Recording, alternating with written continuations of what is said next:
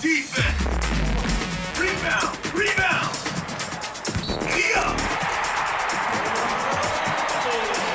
Welcome to Timeout with Coach Mike Miller. Coach Miller is the basketball coach with the most wins in LACC history, coaching his teams to a national record of 14 straight conference championships, breaking UCLA's old record of 13. Coach Miller is the first basketball coach in California basketball history to win a state championship at both the high school and college levels. Coach Miller has been honored as Coach of the Year 18 times and has produced almost 100 Division I players.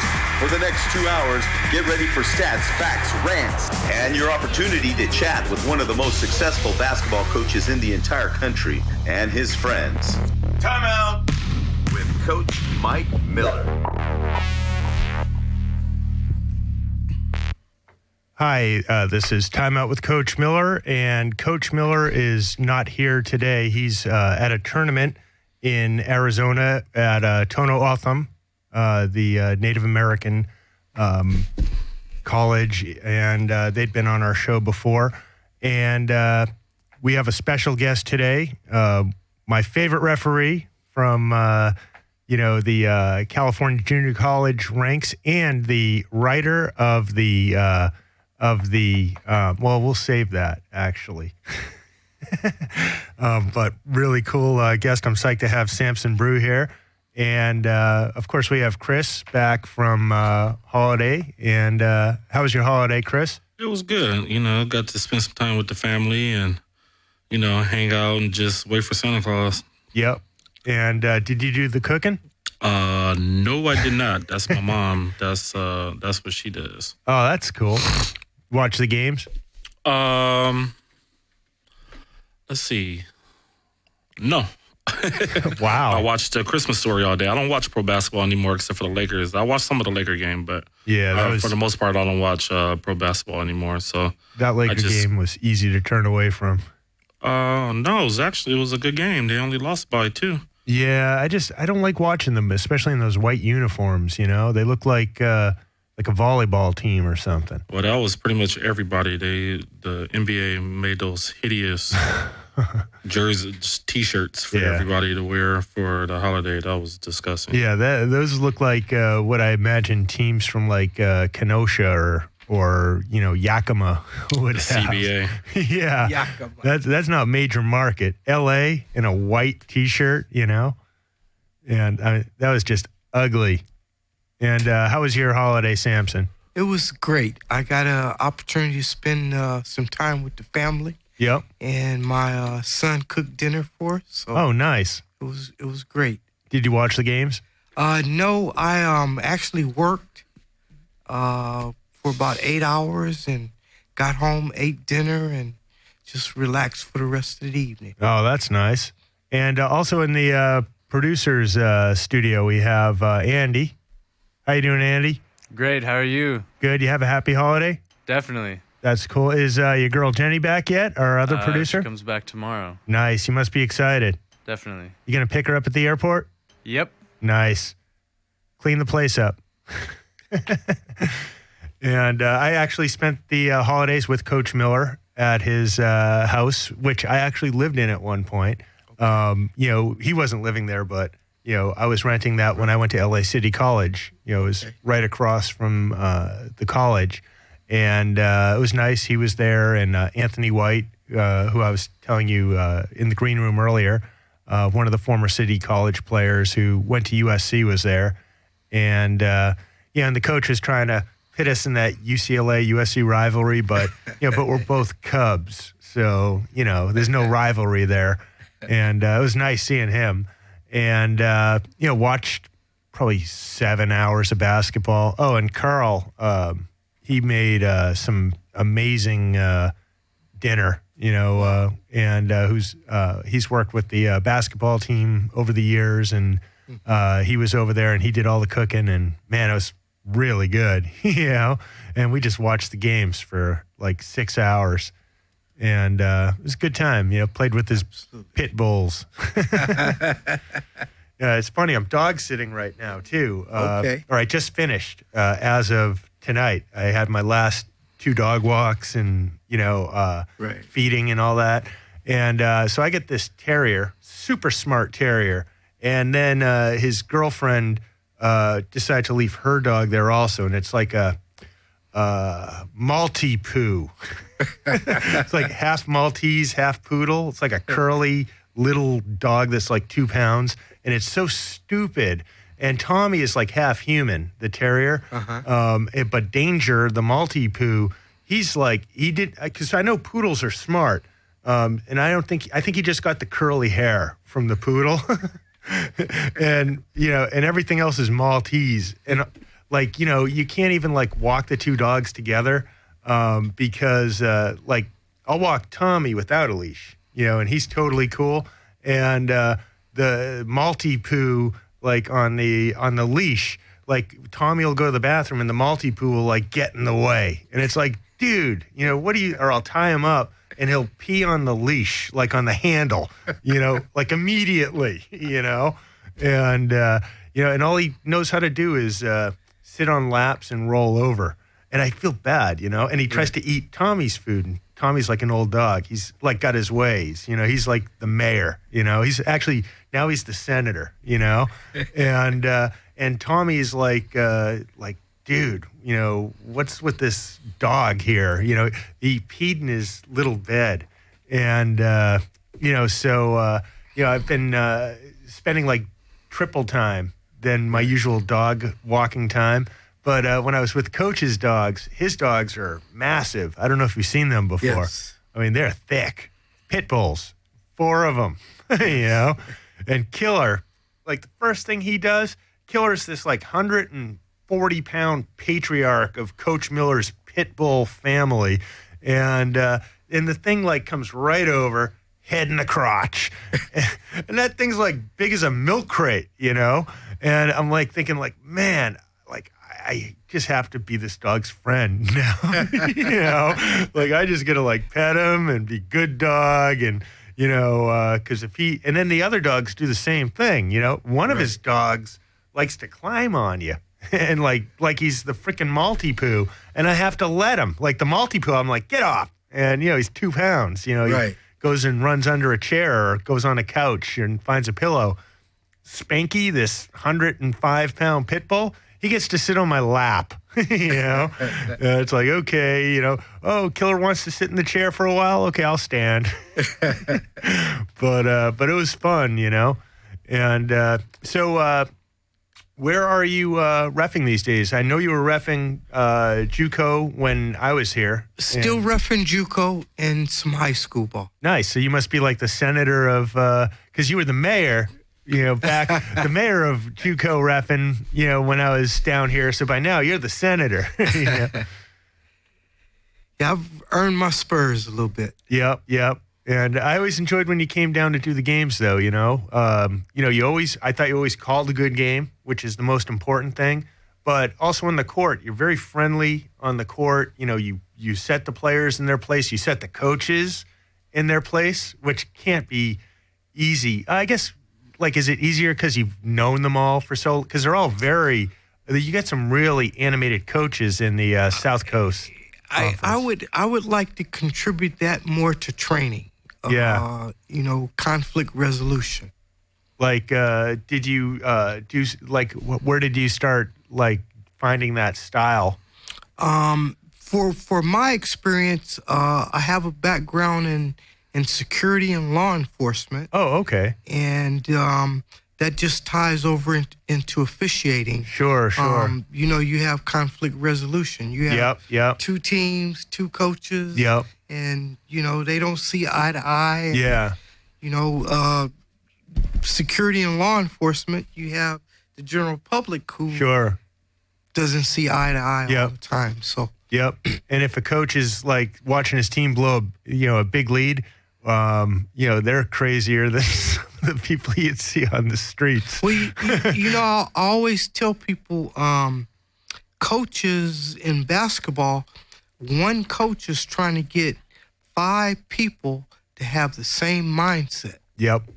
And, you got 3 referees who are making calls. So, sometimes it gets frustrating for a coach. Now, how many years have you been reffing in junior college, and how many years in high school? Junior college, I am, and high school, I'm going on my 25th year. Wow. Which one do you like doing better between the two? Silence. He's thinking. I can hear him thinking. It depends, It depends on the teams and the night that you're out. The high school game is a great game. Yeah. On it, if you got a Westchester Fairfax game, oh yeah, you're gonna have a packed Great, house. classic. Yeah. You some nights in a junior college game, there might be 5 people in the stands, depending on what teams you have. Even But when it still might be a good game. Yeah, I mean, I remember when City was winning, championships, and sometimes there'd be only 30 people in the crowd. Right, or depending on who they played, it would be a packed house. Yeah, If they played L.A. Trade Tech, you were going to have a packed house. Or some of the travel teams, like when you have Moore Park or someone like that. And by the way, if anybody has any questions for Samson Brew, you can call us at 1-800-893-9562. And also, Coach Time Out with Coach Miller is available on iTunes. You go to iTunes and you type in Time Out with Coach Miller. You can subscribe for free. And that way you can catch up on all the episodes of Time Out with Coach Miller.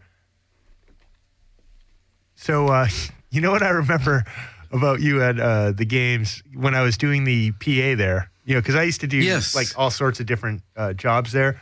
And one of them, especially when I first started, was the public address guy. I'd be like, welcome to the Wynasium of Los Angeles City College. And what would happen is the players wouldn't allow me to play my music because I like rock and roll and alt rock, and they wanted hip hop. And but when they would give me the CDs, a lot of the time they would be like filthy, It was like, and I didn't know the artists and a lot of the music, and so I just play it. And then Samson would come up to me. Sometimes it would take him maybe to the end of the shoot around. Sometimes it would take somewhere into the first quarter, and he'd be like, "Hey, Scott, you can't play that music." Is there a rule saying that you can't play vulgar music during? Not vulgar, but it was vulgar. Some of it. What I was looking at was the branding. Yeah, and the audience. Does the college want to have that type of brand? Right. Yeah. Does the conference want to have that type of brand? And that's funny because I remember when we were in high school, we used to have to, when we were looking for our music to come out with, we would have to go find the radio version of every song. Right. Yeah. And if they didn't have a radio version, we're like, sheesh. So then the players, got to find another one. The players started giving me the copy CDs, that just has the handwriting. Right. And I'd be like, okay, man, Samson's reffing. This has to be clean. This is clean, right? And they'd be like, yeah, it's clean. Yeah, play this. And then if I would take it out and try to put in, I think I got Jock Jams or something. I'm like, I know this is clean. Or I found some rap CD that I thought was hip, except, with hip hop. You're always if you're older, you're going to be 3 years, 4 years behind. So I'm finding some bands or some British rapper where it says the clean version with the big sticker on it. And I try to slide it in. They'd be like, Scott, we don't want to hear you Barry Manilow, Willie Nelson music. Because, being the white guy, of course, I listen to Willie Nelson and Barry Manilow all the time. And then finally I would get some clean stuff, and you would always come up to me by mid-season, because it was a repeat issue, and you'd be like, Scott, you sure this is clean music? I don't want to have to tell you during the game, okay? And it'd be like, yeah, it's clean, but I totally agree with that. I mean, I remember one time, Mary Spangler, the school president, was there, and we had to announce her, so I'm like, hey, in the audience is team president Mary Spangler. There's 30 people in the crowd. I got to call one out, Right. And then I play a CD of one of the music that they gave me, and it was that hit song at the time, like, I don't want to love you. I just want to, and I'm like, man, that's like embarrassing, like following that. Like, it's almost like if I pulled out theme music or something for this like 70-year-old off, school president, and, but whatever. Are you still working with the West Coast Basketball League? Yes. Okay. And they still have the West Coast Pro Basketball League. Right. No, that is disestablished. Oh, okay. When did it go under? Let's see. I want to say 2 years ago. How was that, reffing those games? That was exciting basketball. Was that, okay, they're not affiliated like the D League is affiliated with the NBA, but it is like a semi-pro league type? It was you could consider it a semi-pro. Oh, okay. Yes. How many teams did they have? Do you remember? Let's see. There was an odd number. There was 7 teams. Up and down California? Yes. Oh, okay. Yes. Okay. Well, the furthest we went north was Santa Barbara. Oh, okay. So they were all from Santa Barbara down to San Diego? They had the Santa Barbara Breakers, and the rest of the teams were local from Los Angeles. Oh, okay. And then did they play their games mostly at high school gyms? We played, we started off playing at some park and recs. But if you went to Santa Barbara, the Santa Barbara games were on TV. Oh, wow, in Santa Barbara. In Santa Barbara. And they played at Santa Barbara City College. Oh, okay. Which was, I like a better that venue. Yeah, and a beautiful campus. Yeah. It's right on the beach. I remember when I was coaching the women's basketball team their first year, we took them to a preseason tournament up there. In Santa Barbara. Yeah, and they were like, wow, this is a college? And then, all of a sudden they realized like that they went to like just this like, I mean, it was a college, but their campus, LA City College's campus was not lush. Yes. Like you could replace it with like, a hospital or something, and people wouldn't know the difference. And this Santa Barbara campus is gorgeous. It is. It is. Rolling hills and, nice breeze and trees and, bushes and flowers. Palm trees.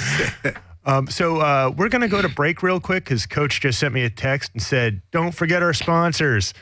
So we're here with Samson Brew, and if you have any questions for him, you can call in at 1-800-893-9562, and we'll be right back. This is Coach Miller from Time Out with Coach Miller. I'm here excited to tell you about Medicus Graphics Center located in Los Angeles, California. Medicus is the official printer and graphic designer of Time Out with Coach Miller. Medicus does a tremendous job for any printing need from big to small. Whether you want to print a book or a 4-color poster or business cards, go see my friends at Medicus Graphics Center in Los Angeles, California, located at 2030 Hyperion Avenue. Tell them Coach Miller sent you. Medicus will take care of you like they've taken care of me. 16 made a dream with this basketball. Coach Miller on the court and we going hard. Pass the rock to the paint. I give it my all or be like Chris Paul. Shoot the 3-point, y'all. Look, it's time out with Coach Miller. 14 straight conference championships. We winners. It don't stop from the bottom to the ceiling. Cause all I know is win and we winning. Full focus, we got a topic to discuss. High school, prep school, small colleges, yup. Another special guest today, listen up. It might get a little hectic from the stuff we discuss. We're back at Timeout with Coach Miller, and I'm Scott Schultz, and I'm substituting for Coach Miller, who's on the reservation for a tournament at Tono Otham College in Arizona. And we're here with Samson Brew, and we got Chris here also. And Samson, interesting fact that I found out about him today. We were talking about our Chris, you'd be interested in this because I bet you don't know this either. I was talking with Anthony White at Coach Miller's house the other day, and he's a slam ball player. Okay. He's a real big slam ball player. And so we were talking about slam ball, and you know that sport, right, where they play basketball on the Right, on trampolines. And so I'm talking about that with Samson, and it turns out that not only did he ref for them, but he wrote the rule book. Now, how'd you come up with that? With the rule book? Yeah, well, I mean, to sit around and write the rules for a new sport, basically, you know what I mean? Yeah, people jumping on trampolines, you know? When I took accepted the position as director of officials, there was no rules in place. Right. And I thought it would be advantageous to the referee staff and to the slam ball that if we designed some rules and some guidelines. Because I remember when it kind of first started, they were on TV. Yep. And, Yes. you know, they had a league and everything. And, Yes. you know, I kind of got into it. I was watching for a little while. And It was like late night after wrestling and I stuff. actually tried it once. There's Really? They Oh, have man. They different must have had trampoline places, you know, different. I don't know what they're called, trampoline places Yes. where they have trampolines, Yes, and then they have the baskets up, and you can sit there and you can shoot baskets while playing. I mean, it was crazy. It was fun. It was. But it's crazy. I got my dunk on. Relive some of my high school days. But yeah, it was fun though. Would you do that during timeouts or like walk into a practice gym or during a shoot around just to be like, give me that? Well, hit a trampoline. actually, they filmed it in a studio downtown. Yeah, Oh. that's what I heard. Yeah, we did the whole season in like 30 days. Wow. And then showed it over 3 months. Yeah, you could probably find it on like ESPN4. We would actually record like 3 or 4 games daily. Wow. Oh, And so, as like the a game referee, show. were you off to the side, or were you actually on the trampolines with them? We or? were actually on the trampolines with them. Wow.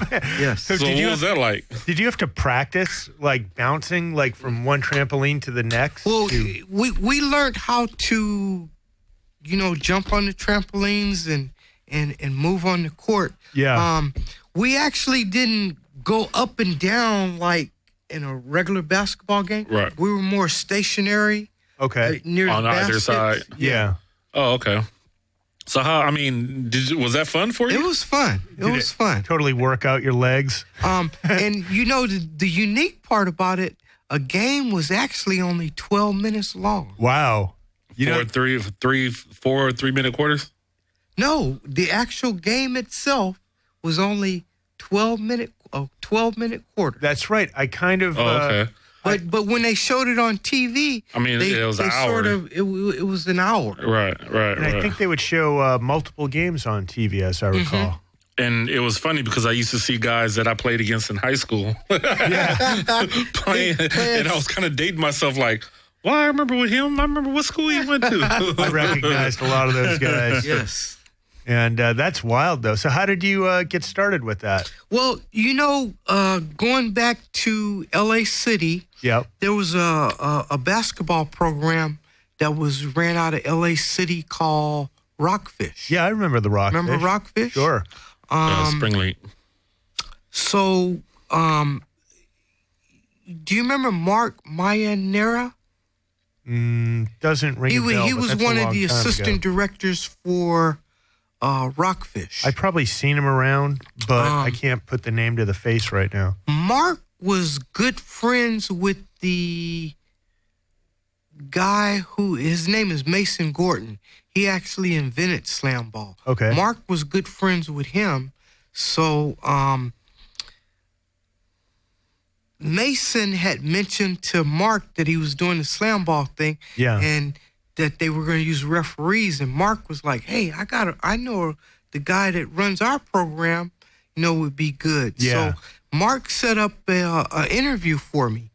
When I went to the interview, little did I know, Mason and I actually knew each other. We just didn't know each other's names. Okay. I had refereed a few basketball games that Mason played in the Pro-Am. Okay. And so he was familiar with me, and he actually liked the way that I handled the game and dealt with conflict resolution, which was his big pet peeve. And colorful personalities. And so that's how I got the position as the director of officials. Wow. And then did you, so you had a say in like which referees would make the jump? Well, I actually you missed my joke. Selected the staff, and I decided that I was going to be the guy that jumped. Yeah. There you go. So, like, did you ever have to like jump up and like break up a midair like collision? No. Actually, the unique thing about slam ball versus basketball was contact was legal. Right. Oh wow! Yeah, I remember that. Yeah, it was legal. That was the fun part about it. So, what made you decide to step aside? Like, you just got tired of the trampolines, wanted to focus on the high school and the college kids again? They stopped slam ball in America. I believe Mason took it to Europe and China and Australia and a few other places. I'm not sure they were that successful. And he took it to Australia, like Chris mentioned. Yep. Took it to China. Yep. And they're currently in China right now, and it's a very successful venue in China. That's great, and it's such an interesting game. Like I enjoyed watching it. You know, I was living in Florida at that point. I'd finished at UCLA, and I was working as a sports editor, so I had weird hours. And slam ball just happened to get some weird hours. Right. On like Spike TV or like maybe in their early stages. And I was like, oh, this is really neat. And I recognized, some of the people because a lot of LA junior college and LA, 4-year D1 players in there. And, so I would watch it, and it seems like something that would be popular, so, like whether it's on YouTube or with extreme sport, people, because it combines basketball but with, more action. Yes. Like less running, but it was more an interesting contact. sport. And trampolines, that's neat, Yes. But I could see like college kids like totally killing themselves, like emptying a keg of beer and trying that like in their frat house or something. But that must have been fun. Like how long did you do that for? The 30 days. Wow. We did everything in a month. Wow. And that was a whole season. That was a whole season. It's almost like Wheel of Fortune or something, like the way they film the 4 in a day. Right. And would you have live audiences or? Yes, we had live audiences. And like towards the end of those 30 days, were you recognizing some of the people where it's like you were finding like, slam ball fans?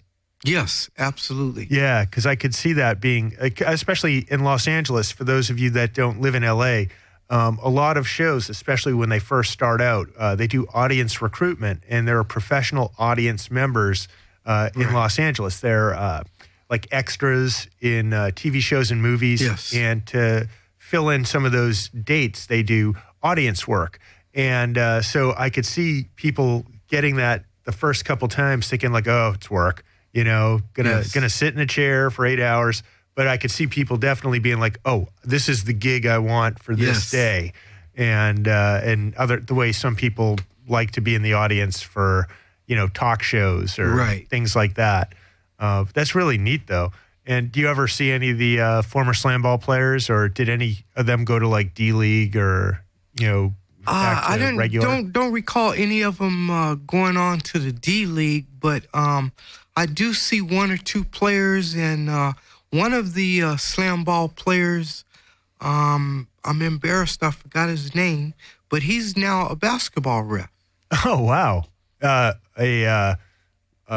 On the ground, a high school basketball referee. Wow! Do you ever have him in your crew? I haven't had the opportunity to work with him yet. Yeah, but looking forward to it down the road. Yeah, that'd be interesting. The person who preceded me as the public address announcer for the LA City College games, and I bet you don't know this either, Chris, kind of neat. He went on to become the public address announcer for the Harlem Globetrotters. Oh, okay. Oh, wow. And eventually he became the head of the announcers for the Harlem Globetrotters. I believe his name was Joe Rosenson.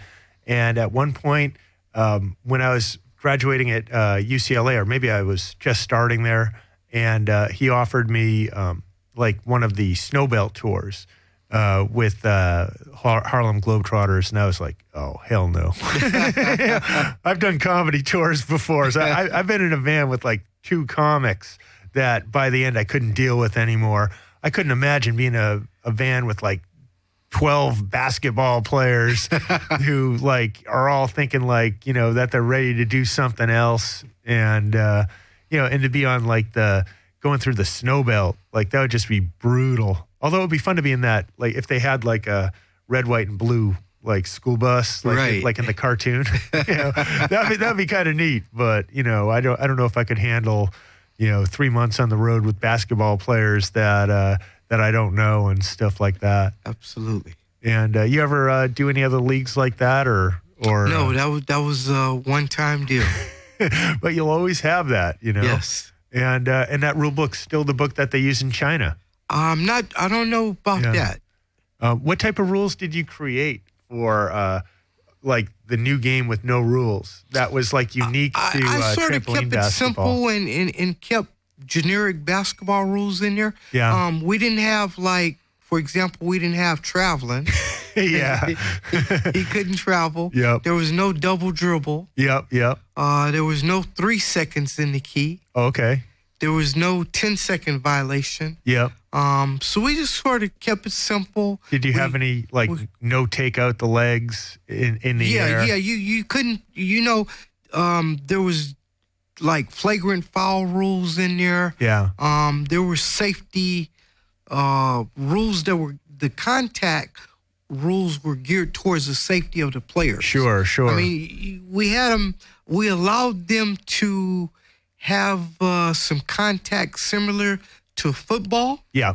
But there was no tackling, or you couldn't give any shots shoulder above. Yeah, no bulldog.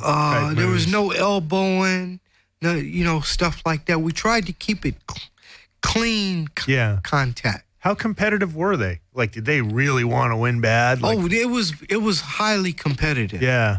I would go on the record and say probably more competitive than a real basketball game. Really? Yes. Is that because it's 12 minutes or the physicality of it? The physicality. Yeah. That adrenaline rush. It's like when you first introduce a player to football. Yeah. And they get that initial contact. That adrenaline. Yeah. It's almost like a fix to a junkie. Now, would you get football players that would play in slam ball, or were they basketball players? They were all basketball players to my knowledge. Yeah. Now, the original tryouts, I'm pretty sure the original tryouts probably had people trying out from all different walks of life and sports. Yeah, because it's not exactly basketball. So, I mean, you can, if you didn't have a traditional basketball physique, or you couldn't dribble or whatever, you would have that opportunity where possibly you could play. Yes, I think it's safe to say the players that were the final selectees were from a basketball background opposed to football, volleyball. Sure. Yeah, I bet volleyball players would be really interesting at that also. If they had a passion for basketball. Yeah, exactly. Because a lot of these guys that play D1, like I remember my favorite athlete at UCLA when I was there, Christy Porter. She was a triple sport athlete. Her main sport was volleyball, and she set the Pac-10, I call it. It's Pac-10 in 2 mountain states. But she set the Pac-10 record for most kills all time. Wow. In Pac-10. Amazing athlete. And then she would play basketball, and she was like, once volleyball was done, she would switch to basketball.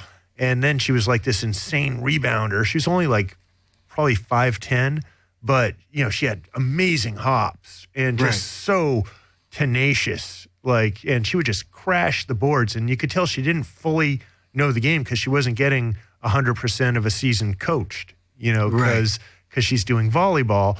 And she would block shots. Like if it was in the post, she would slam it down like a kill, and the ball would go shooting into the audience, like into the crowd. Right. And like like a huge one, and if and then she would also jump from the key to the 3-point line to block shots, and then when that season ended, she did track, and Bob Kersey, who was an Olympic athlete, Jackie Joyner Kersey's husband, and he said that if she decided to do track full time, she would have been an Olympian. Wow. Gold medalist. And I believe it. She was so nice too. But, from Tyler, Texas. I think she's coaching volleyball now. Oh, I think I hit a sound effect by accident. Yeah, I did. That was the heartbeat. That's the heartbeat. I know. Well, Christy, she's my favorite athlete. She was such a nice girl. And now she's an awesome, coach. And I'm sure she played volleyball everywhere. And, so what do you see this season? Like, have you had any favorite games in the junior college level or a high school level, or like, are you doing like preseason tournaments where they get the big matchups, or is it kind of just a slow start this year? For me, this season I'm off to a slow start, but as we develop into league and conference play, I'm looking forward to a couple of good assignments. Yep. And now, how do they determine who gets who they assign different games to? Whether it's high school or college, everybody has an assigner. So, you have a high school assigner. Yep. You submit your availability, and then that person determines what games you get. Now, for you said you got off to a slow start. Was that because of your availability, or was that because, what are the criteria? Some of it is availability. Some of it is that's the way the assignment. Now, do you tend to work the same area? Because, like, I go to a lot of games in the San Gabriel Valley area, whether it be Muir or Pasadena or La Canyada, La Crescenta, La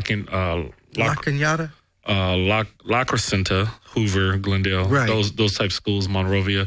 And I see the same refs pretty much all the time in those same areas. Now, do you guys work pretty much the same area? Or? For high school, there's an organization called the California Basketball Officials Association. And that entity is broken up into what they call units. And the units are similar to the counties that we have. Okay. With the exception of, let's take LA, for example. LA is such a big city that we have the Los Angeles unit, we have the West Los Angeles unit, we have the Long Beach unit, we have the Southeastern unit, we have the South Bay unit, we have the San Gabriel Valley unit, we have the San Fernando Valley unit, there's a Foothill Citrus unit, there's an Inland Empire unit. Wow. There's a San Diego County unit, north and south. There's Orange County unit, north and south.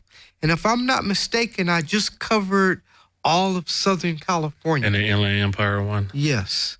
So traditionally, whatever area or county you go into, you're going to see the same referees servicing those schools within that area. Yeah, because like when I went to the Maranatha tournament a couple of weeks ago, it was like the same 8 refs, I think, almost every night that I was there. They ref different games, but... So, for example, you take LA City section, you're going to have the Los Angeles unit refereeing probably most of the schools south. Okay. And then you have the West LA unit who will take games, maybe like they have the Westchester, and they go all the way into the valley. They have Fairfax, Palisades. Right. So those 2 units service the inner city schools. Now, do you ever get caught up emotionally, like not emotionally, but like, when it's a great game and you just know it's a great game? Do you ever like think to yourself while you're reffing, like, man, this is a great game? Or do you just stay in your my zone train to- of thoughts is every game is a great game to me, Yeah. Scott, Yeah. and Chris. But having played basketball, each game is important to the players. Yeah. But Whether it's a 5th and 6th grade game, yeah. or if it's a college game, that game is important to those players. But do you ever have those games where it's like triple overtime or 25 I've lead had changes? a couple of those games, yes. Where you're just like, wow. Or you just see some individual performance, like Absolutely. where someone puts up 50 points or something. And you're Absolutely. like, wow. Absolutely. But you stay focused on, what's going on in front of Business is business. you. Yeah, exactly. And No. who is the best high school player, JUCO player you've seen in 25 years?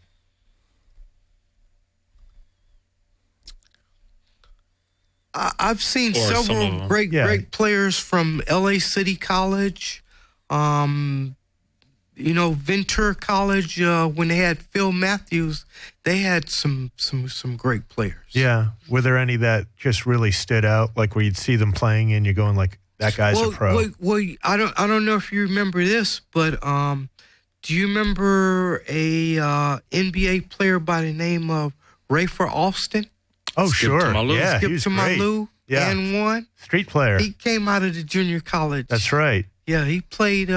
He played at Ventura College. Oh, did he play there? Yes. I thought he was at Fresno City College. No, he went to Fresno State University. Yeah.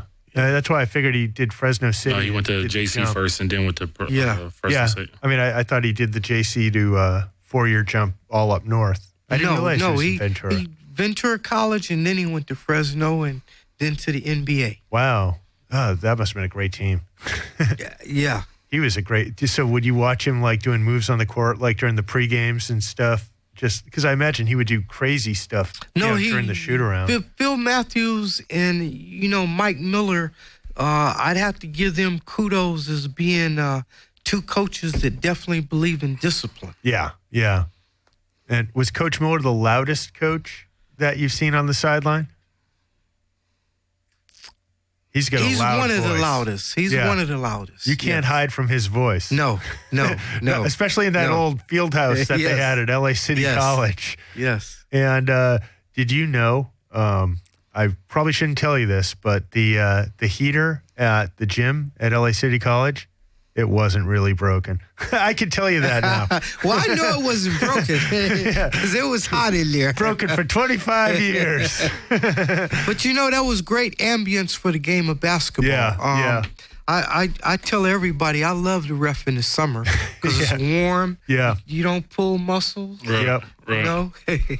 Now, when you were coached by Coach Miller at Rebay, did he do the heat up in the gym there too? No, we won't let him do nothing like that. But it was, that's when he was still starting out. So, Yeah. we would have 3-4 hour practices and, we weren't doing that in the heat. Right. It was enough that he was yelling at us every 5 seconds. So we still call him the Bobby Knight, the bootleg Bobby Knight. For a tight 4.9, right? Yeah.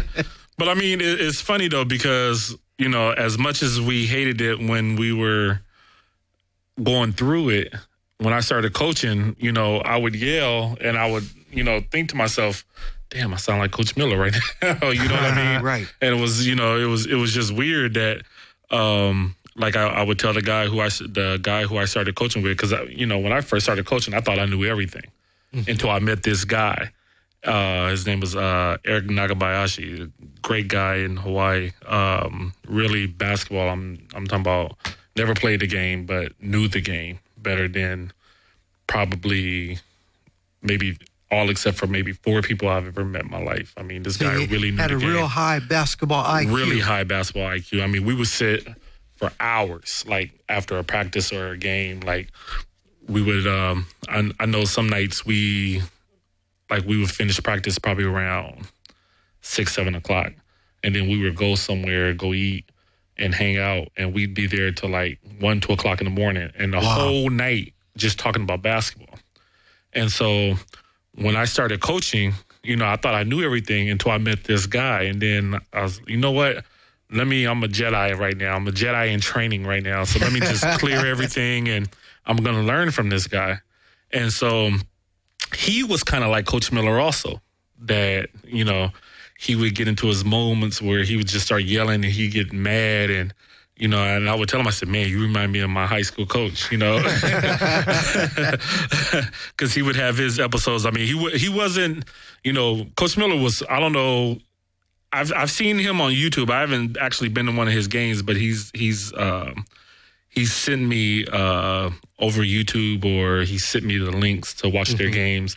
And I find myself, I'm watching a game, but then I find myself watching him on the sideline to see how he is. And I think he's calmed down over the years. He has. Because when he coached us, I mean, like, we literally got into fights because of him, not because of what, like, funny story. And we kind of touched on it one day a couple weeks ago, but we were at a tournament in Mesquite, Nevada.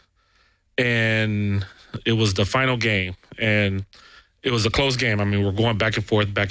One of our players missed a dunk toward the end, and then they got the rebound, and we had to foul because we were down by like maybe one. And, you know, this is one of the 7 games I lost in my last 2 years of high school, so I remember this game. So after the game, their coach comes up to Coach Miller and goes, "You're the worst effing coach I've ever seen in my life," because, you know, he's yelling the whole, but he's yelling at us, not at their team. He's yelling at us. Yeah, right. And so, you know, he comes over and he's like, "You're the worst effing coach I've ever seen in my life. How could you ever yell at those kids like that?" I mean, he's just berating them, yelling at them.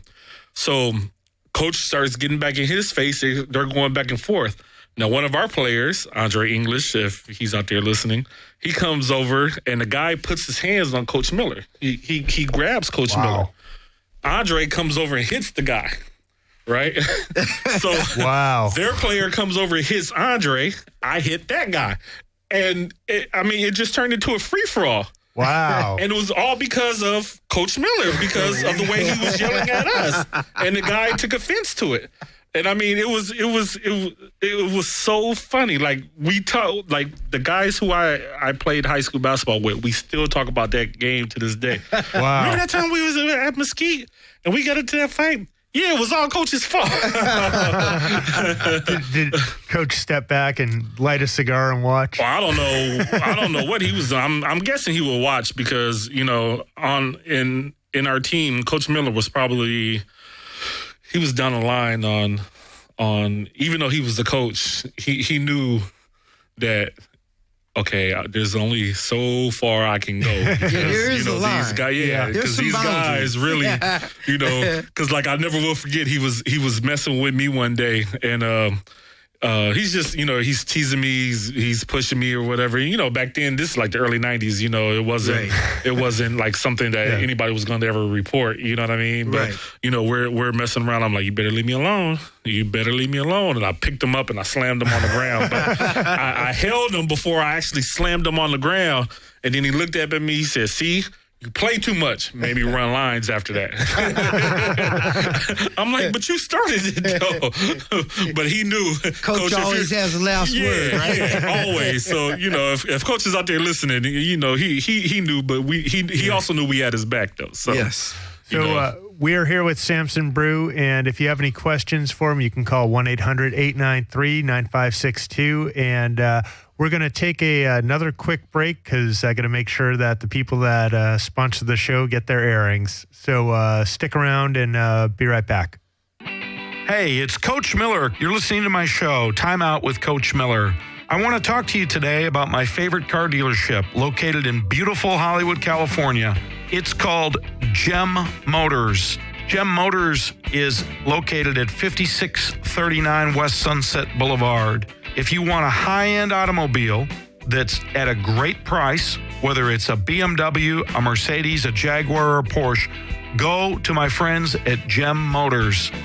They have a beautiful indoor dealership located at 5639 West Sunset Boulevard, right across from Home Depot. Go see my friends at Gem Motors. Tell them Coach Miller sent you and get a special discount. The phone number is area code 323-962-9696. 323-962-9696. Look, It's time out with Coach Miller. 14 straight conference championships. We winners. It don't stop from the bottom to the ceiling. Cause all I know is win and we winning. Full focus, we got a topic to discuss. High school, prep school, small colleges, yup. Another special guest today, listen up. It might get a little hectic from the stuff we discuss. So we're back on Timeout with Coach Miller, and I'm Scott Schultz, and I'm filling in for the coach who's in Tona Otham, and for a tournament with Los Angeles College Prep, and we're here with Samson Brew, and Samson is the senator of Southern California junior college and high school referees, been doing it 25 years, and wrote the rule book for slam ball. Which I did not know until today, and I think that's awesome. So Thank you, Scott. We were talking off air, and you live up in Ventura County, but Yes. you do your refereeing down in Los Angeles. Is it because you wanted just a higher caliber of basketball, or? Well, Scott, back in 1980, I went into the United States Navy. And in 1983, I got stationed at NAS Point Magoo. Okay. And that's where my officiating career started, was in the Navy. Oh, really? And I also coached the NAS Point Magoo Navy's, military team. Yeah. Because we had Marines and sailors. And where's Point Magoo? Point Magoo is approximately 50 miles north of Los Angeles. Okay. It's in Ventura County. Sure. I don't know if you remember. Up near Vandenberg? No, Above that? below Vandenberg. Oh, okay. Before you get to before you get to Santa Barbara. Maria. Okay. Yeah. Okay. Yeah. Point Magoo is actually before you get into Oxnard. Okay. Do you remember where Oxnard Yeah. College is? Right. Well, it's about 5 miles south of Oxnard College. Oh, okay. Right on the coast. And so that's where my officiating career started at, was in the Navy. Okay. Back in the 80s, I was, my wife and I, we were Laker fans growing up here in Los Sure, Angeles. Showtime. So we would watch, Showtime, and, I'd be reffing out at the base. And one day I kept telling my buddies, you know what, I think I'd like to move up. And so I said, I'm going to go out in town and find out, from the high school referees, Sure. how do you get into college, and Yeah. where do you go from there? So Did I you decided walk I up and ask them? was going to join the local high school unit up there. Okay. And I did that, and once I got my roster of officials, back then they gave you a roster for the whole state. So I opened it up, and I looked at Los Angeles, and I recognized a couple of names of some people that I hadn't seen since I was a teenager. Okay. So pick up the phone, give a phone call out, and they go, man, where you been? And I go, I've been in the Navy for 9 years. And they go, we thought you were dead or in jail somewhere. I go, no. Yeah. Thanks for having they such said, high hey, expectations for me. why don't you come down to L.A. because we all did your games when you played. Yeah. And Oh, so wow. I came on down to L.A. and, got connected with Booker Turner, Hugh Hollins, I remember that name. guy named Bobby Mosey, a guy named P.K. Kennedy. And from there, I met a guy named Bill White and went on, and my career just took off from there. And I decided that I wanted to referee in L.A. because the game was faster and they played above the rim. Yeah. Yeah. That was a more exciting game. I'm not knocking Ventura County, but Sure, they had some great play a teams. half-court game. Yeah. And back then, they only had 2 good teams. They Yeah. had Santa Clara, Okay. Santa Who Clara had- was always good. who had Sean Tarver, Tarver. and they had Simi Valley, who had Don McLean. I played against Sean Tarver, and he was really good. Yes, he was. I mean, both of them ended up going to UCLA, but Yes. Sean Tarver was really good when he was in high school. I mean, he was one of the guys that I looked up to, like, wow, this. Well, this kid Coach Savanovich had him playing the point guard. Right, in high school. And when he went to UCLA, he played a two guard. Right. And I what do I know? But I thought that was. But I want to say he went there before Tyus Sidney got there. Trying to remember who their point guard was before Tyus Sidney came, but I think there was somebody playing point guard there already, and he had to kind of slide over a little bit. Am I mistaken? Wasn't that Cameron Dollar? It might have. No, because Cameron Dollar played on the team that won the national championship. Okay. It was before that. Because Cameron Dollar was the backup to Tyus Sidney that year. Was it one of the O'Bannon brothers? No, that was on the national championship game too. Champion. Yeah. Because Sean Tarver is, I think, if I'm not mistaken, I think he's a grade or two above me. I think he graduated. I want to say, I'll look it up. I want to say he graduated like a year or two before me, but he was a really great player in high school. Yes, he was. He was one of the ones we drove up to Santa Barbara to go watch him play, and I mean he was just really incredible. Now, Sean's a probation officer now. Oh, really? Yeah, with Los Angeles County Probation. Wow.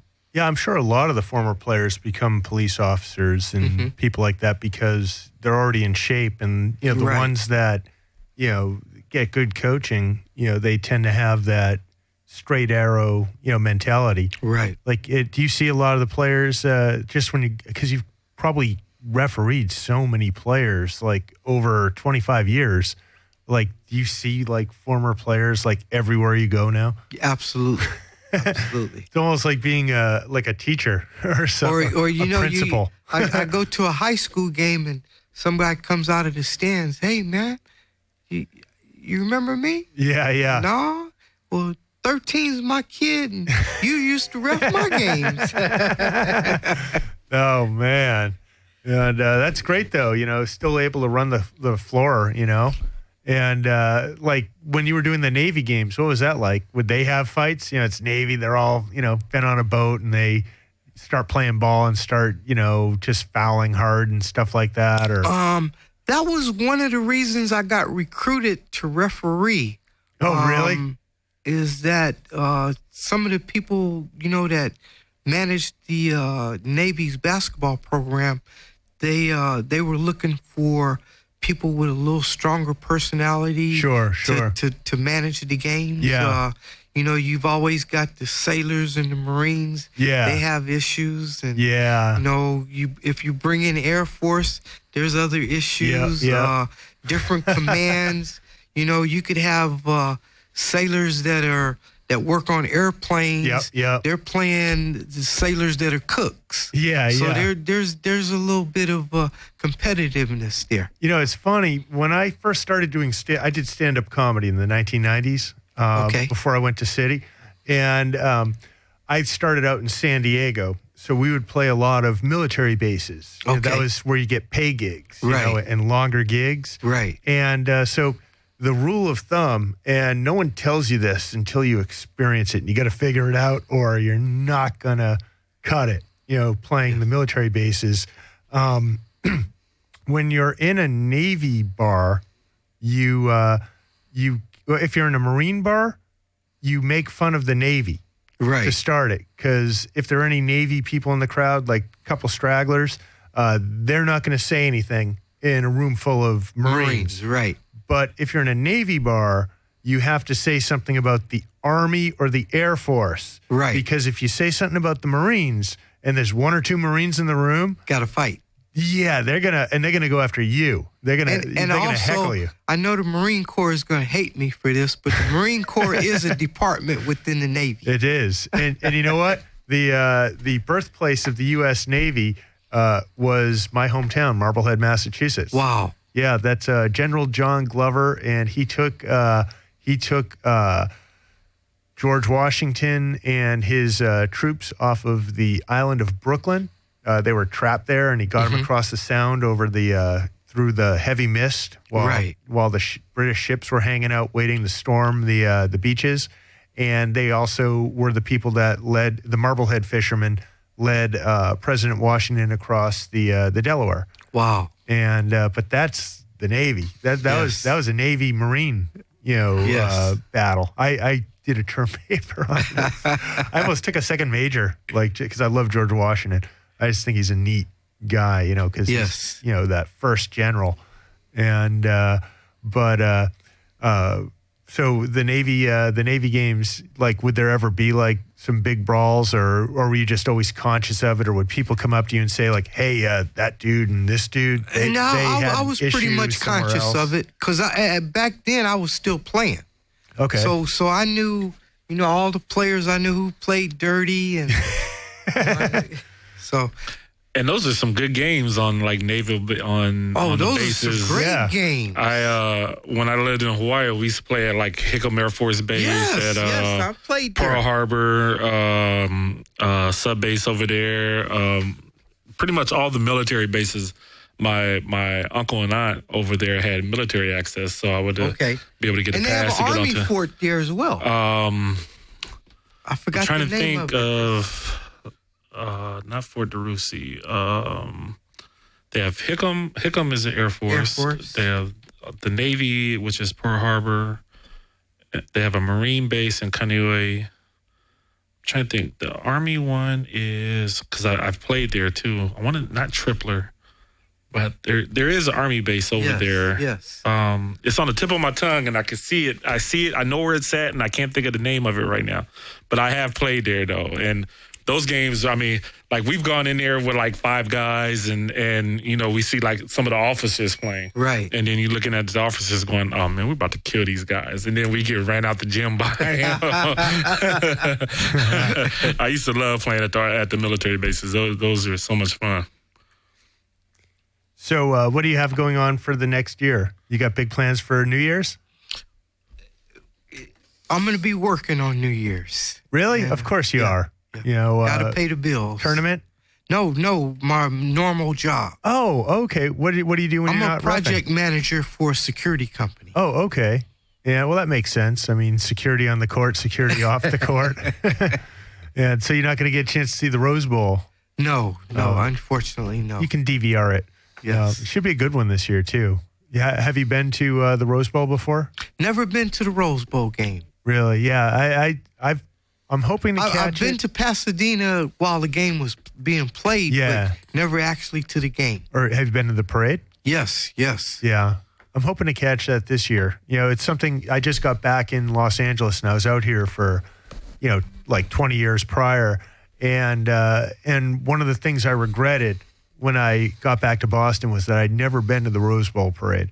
Oh, that's a exciting event. Yeah, and I'm going to try to slide into the Rose Bowl because I want to see because I have a few connections. Okay. But I want to see that experience, if the fans rush the field afterwards, and I've never been. Well, I guess I've rushed the court at City, but that's not the same as rushing the field or rushing the court with thousands of people. Right. I don't care who wins. It could be a tie. I'm going to run out there. Just yeah. Have you experienced that at games you've done, where, especially those championship games where the court's just going to fill up with people jumping up and down? That must be so exhilarating. It is. It's exciting. Yeah. And how about you, Chris? You must have had that storm the court when you guys won the city championship. Not really storm the court. We were celebrating, but not. I haven't had a storm your court. Never really did that. I wanted to once. We were at the Rose Bowl. Okay. Because I live in Pasadena. Okay. And we were at the. Did you grow up in Pasadena? I grew up born and raised in Pasadena. Do you know? I live right around the corner from the Rose Bowl. Does the name Larry Pounds ring a bell? Yes. Holds all the records at PCC. Yeah. Before Stacey Algerman. Wow. Yeah. Larry's a good friend of mine. He was one of the people that taught me how to play basketball. Oh, okay. Wow.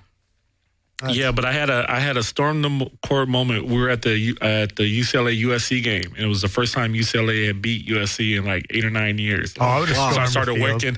I started working my way down to the bottom because I'm thinking everybody's going to storm the field. Yeah, they're all going to be following you. There's too many Pasadena police there. Police Oh, there. really? Yeah. Pasadena. Yeah, that's because we're not playing in L.A. L.A. would be like, let them enjoy the moment.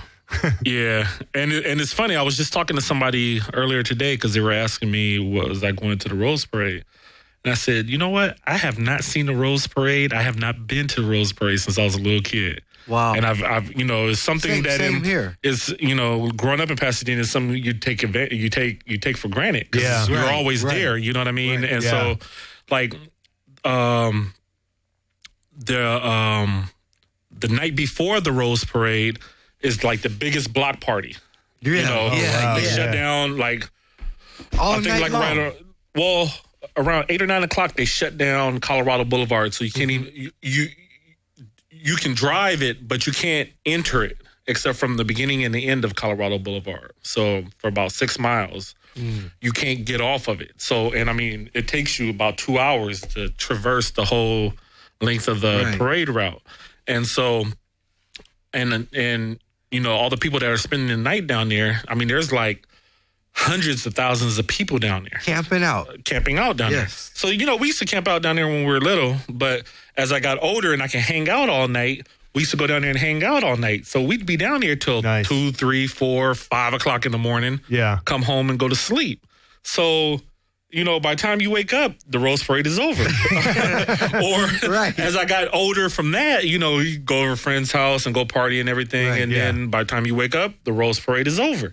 And so I haven't seen or been to the Rose Parade since, literally, I'm 41 and probably 27 years was probably the last time probably longer than that. Probably about 32 years is probably the last time I actually been to the Rose Parade. Probably about 30-something years is the last time I even saw the Rose Parade. I've never even seen the Rose Parade. Like, I'll catch the highlights afterwards, but I don't even watch it anymore. I catch the Hollywood Christmas parade. I just always seem to have to cross the street when it's coming by. And I see like, oh, hey, there's Eric Estrada. He was the Grand Marshal this year. Okay. Poncherelli from Right. Chips. Yes. And I don't know if I recognized anybody else there. But I definitely recognized Ponch. That show was so all over the place back then. Yes. And, but I guess I won't be able to storm the field since Pasadena's police are going to be, they're probably even better now than they were before. No, you can't do that at the Rose Bowl. Yeah, No. yeah. You've never been able to do it at the Rose Bowl. It's really weird. When I was at UCLA, I was a sports editor for the Daily Bruin, and our home games, the football games, were always at the Rose Bowl. I never made it to a single game because the stadium the bowl is so far away from the campus that I just couldn't get that distance, and be able to do the editing and stuff like that. So I never ever been there. But you know what I did do at UCLA once? I got called up at halftime of a basketball game to do the layup, free throw, 3-pointer, half-court shot, to win the scholarship. And I'd actually practiced for that for like 3 years in the coach's gym because I'm not like a baller. I was one of those out-of-the-box guys that he brings in sometimes. And so I used to practice half-court shots by throwing it underhand like a softball pitch. and the players would be like, hey, Scott, why are you doing that? That's you don't do it like that. You got to do it overhead. That's bogus, man. And I'd be like, yeah, but I have more accuracy this way. It's like the Wilt Chamberlain thing, because I remember just having a conversation with the coach about, the perfect shot has to come like the further the distance, the higher the arc has to be, Right. To kind of compensate for it. And, so it's easier to do it, with one hand and just doing it in a like kind of a scooping motion, Right. And so, I would just practice that sometimes for fun, and I started getting pretty good at it. And the last game of the year was for the women's team, which was a smaller crowd. and I'd always put my name in. The other reporters would put their names in. Hopefully we get called. And so I got called for the last one, and so I did the layup.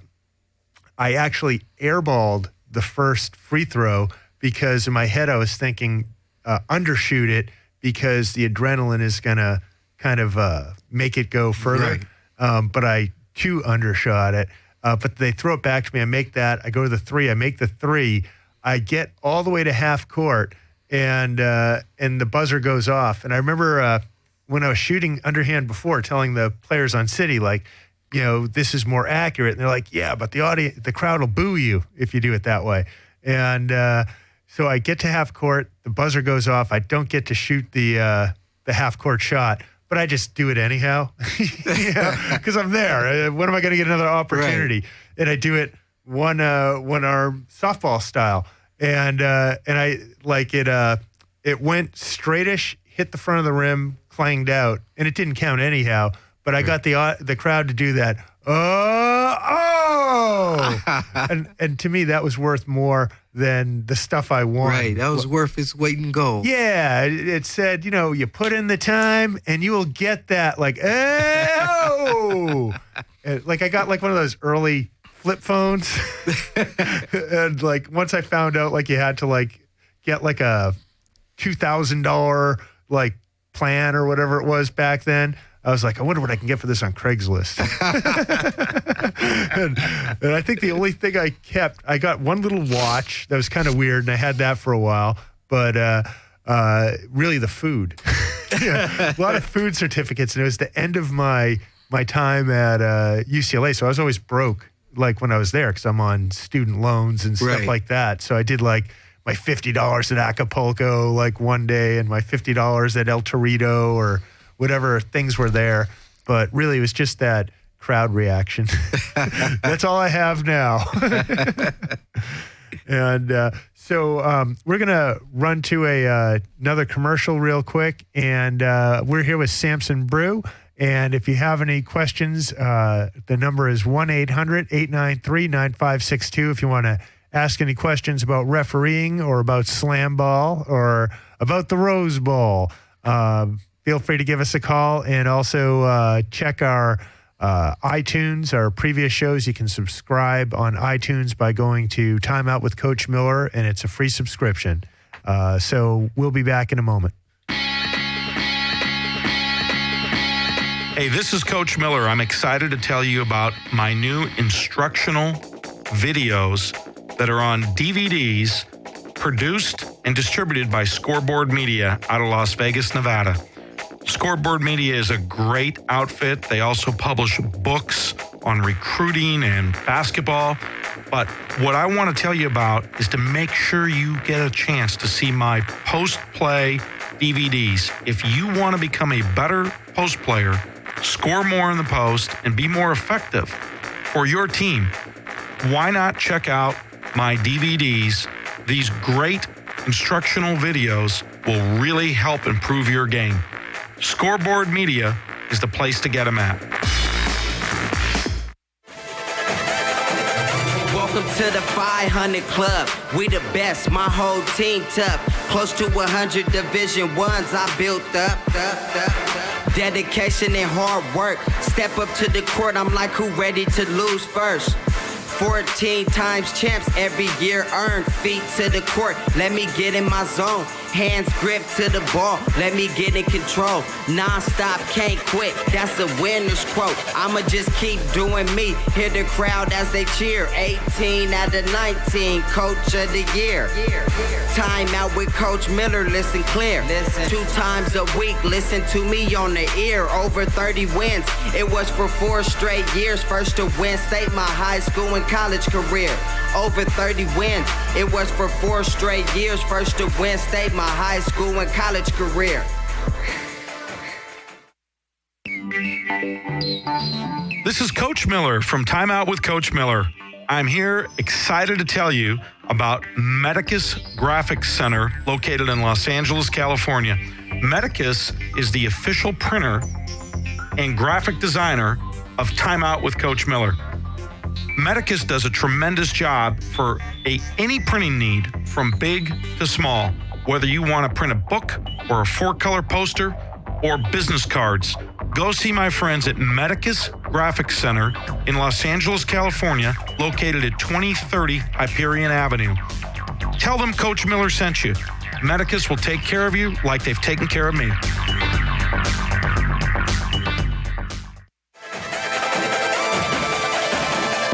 State champs, high school and JC. He was the first coach to do it in California history. Coach Miller, he can beat any team. Got shooters on the court and dunkers dunk everything.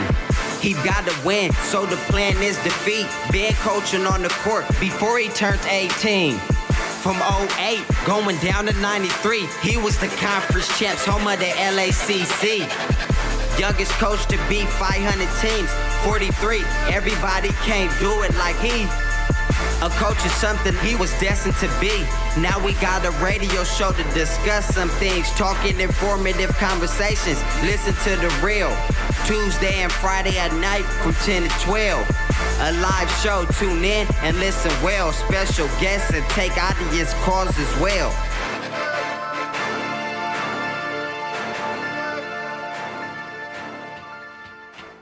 And we're back with Time Out with Coach Miller. I'm Scott Schultz, filling in for Coach Miller, who is with the Los Angeles College prep team, playing in a basketball tournament at Tono Otham College in Arizona on the reservation. And they're staying at a nice casino, or not a casino, but a hotel.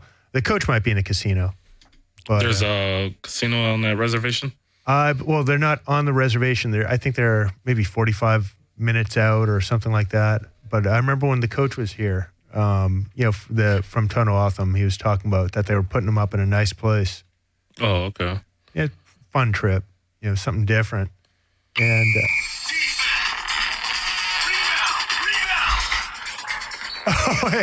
and Samson just learned how to work iTunes. Samson just signed up for the subscription of iTunes with Time Out with Coach Miller. I thought for a second the coach was calling in from Arizona. I thought he had theme music. I was like, oh no. I was looking at Andy in the back thinking he had messed up. That wasn't you, Andy. So Samson, why don't you tell people out there how to sign up how to subscribe for Time Out with Coach Miller? Okay. Go to iTunes and download the app and make it happen. That's what you just did. That's You what did I make it just happen. did. I made it happen. Coach Miller doesn't know how to do that. But he's got the players that know how to do it for him. Absolutely. That was funny, though. That snapped me out of it. It's like, wait a minute. I know that song. What the? I was like looking at the screen, seeing if I accidentally hit something. And we're with Samson Brew. And what have you got on track for the rest of the season? Like, how do you split your high school and your college basketball? Like, are they different dates or?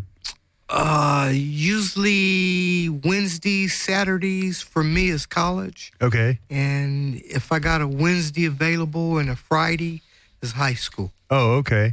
And do you try to kind of keep yourself to, a certain amount of games per week or per month, like just to, have some at this downtime? stage in my career, it's not about quantity. Yeah. It's about quality. Yeah. And I want to be fresh for every game. Sure.